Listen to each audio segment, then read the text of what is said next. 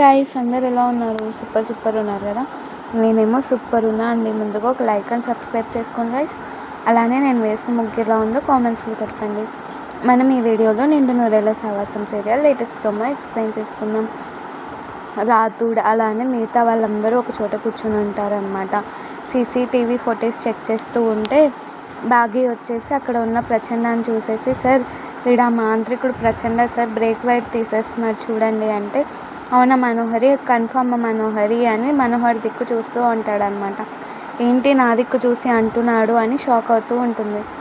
మీ మీద అనుమానం రావడానికి ఇంకా చాలా కారణాలు ఉన్నాయి మనోహరి అంటూ ఏఎస్పీ కూడా అంటాడనమాట. ఏంటి ఇలా మాట్లాడుతున్నారు వీళ్ళు అని అనుకుంటే, రాతుడు మీకు ఫోన్ చేసినప్పటి నుంచి ఇంట్లో నుంచి 3 ఇన్కమ్ కాల్స్ పోయాయి, 2 అవుట్ గోయింగ్ కాల్స్ పోయాయి సార్. అవి మనోహరి ఫోన్ నుంచే పోయాయి, అందుకని మేము అనుమానిస్తున్నామని చెప్తే వాళ్ళందరూ షాక్ అవుతూ ఉంటారు గైస్.